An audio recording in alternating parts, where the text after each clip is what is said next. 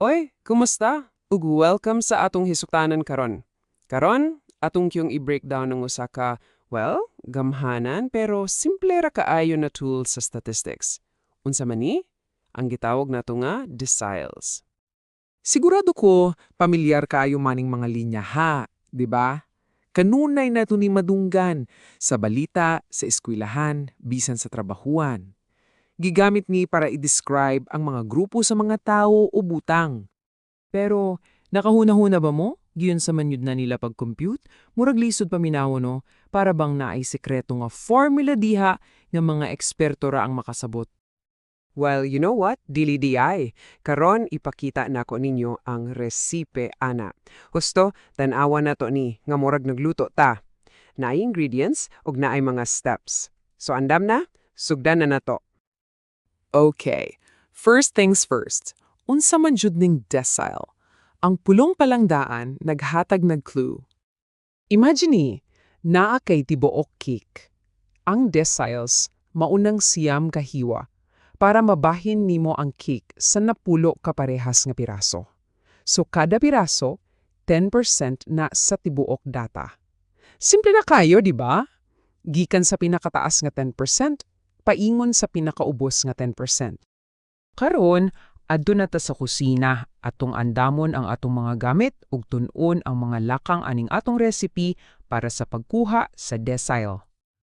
Sumao ni ang upat ka importanteng lakang. Una gyud, i-arrange nato ang data. Ikaduha, gamito nato ang formula para makuha ang posisyon. Ikatulo, pangitawon nato ang value anang posisyon na. Ug ang ikaupat, nga usahay ra ni mahitabo, mao ang pag-interpolate. Ayaw kabalaka, tan-awa nato una sana. Ug aya na ang atong main ingredient, ang formula. Ayaw gahadlok, simple ra ni. Ang D sub K mauna ang decile nga imong gipangita. Pananglitan D3 para sa third decile. So ang K maunang 3.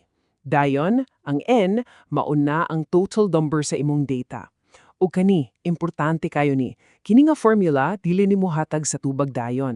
Ang ihatag ra ni mao ang posisyon, ang iyang pwesto sa linya. Okay, time to cook! Gamitin na nato ning recipe, magbuhat tag example, step by step, para masabtan gyud nato.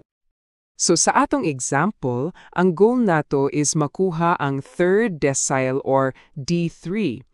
Ani ang atong data, 8 kabuok numero. Ug importante na arrange na ni nato from smallest to largest. Mao ang step 1, check! Sunod, i-plug in nato ang values sa formula. Ang K nato kay 3, ang N kay 8. So 3 times 8 plus 1, which is 9, that's 27. Dayon, divided by 10, makakuha tag 2.7. So mauna, ang posisyon nga atong gipangita kay 2.7. Teka, natay gamayng problema. Sa atong lista na atay first position, second, third, pero asa man ang 2.7th position? Wala man na. So unsaon man din nato pagpangita? Dinhi namusulod ang gitawag nga interpolation. Ayaw gabala ka sa term simple rani. Kay ang 2.7 naaman tali sa second ug third position, tan-awon nato ang mga value ana. Ang naa sa second position kay 8 ug ang naa sa third position kay 12. Mauning duha ka numero atong gamiton. So, ingon ani ra na, kuhaon nato ang value sa ubos nga posisyon, which is 8. Dayon, i-plus nato ang decimal part sa atong posisyon, nga 0.7. Unya, i-multiply na sa difference sa duha ka value, which is 12 minus 8. Og voila! Human sa dali nga math, ang atong third decile kay 11.4. Meaning, 30% sa atong data kay mas ubos pa sa 11.4. Kita nyo, dili diyay ingon ana kalisod.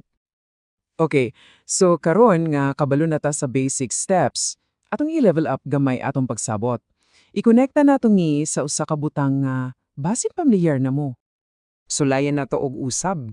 Lain nga example, Karon na atay 12 ka items, pangitaon na to ang 5th decile or D5. Gamit atong formula, ang position kay 5 times 13 divided by 10, makuha na to ang 6.5. O, decimal na pod, so tanawan na to ang data. Ang naa sa 6th position kay 18, ugang sa 7th kay 20. O gani, mauni ang nindot kaayong apart. Hunahuna ako no. Ang 5th decile, di ba? Mauna ang punto nga 50% sa data naa sa ubos niya. Karon, unsa pa ganitong laing term sa statistics para sa 50% or sa tunga-tunga yun? Ang median! Maog yun. So ang 5th decile ug ang median parehas ra dayay. Usa ra sila kabuok. Nindot kaayo no? Og of course, kung gamito nato ang parehas nga interpolation method, ang makuha nato nga tubag sa 5th decile or sa ato pa ang atong median kin 19. Sige, karon nga master na nato ang pag-compute, ang pinakaimportante nga pangutana, unsay pulos ani? Nganong kinahanglan man nato ni mahibaw-an? Ang tinuod, ang deciles gamhanan kayo sa real world. Gigamit ni sa mga ekonomista para masabtan ng income inequality, ang kalainan sa top 10% versus sa bottom 10%.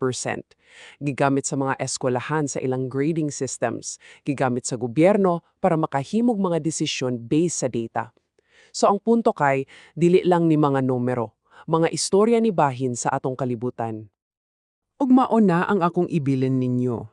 Karon nga naala mo ibag-ong tool sa inyong statistical toolbox na ana mo'y abilidad nga mutan-aw sa data in a different way. Pwede na ninyo hiwa-hiwaon, i-analyze o pangitaon ang mga pattern nga tago. So, ang pangutana, unsa nga mga istorya ang inyong madeskobrehan? Ang data naghuwat rayap.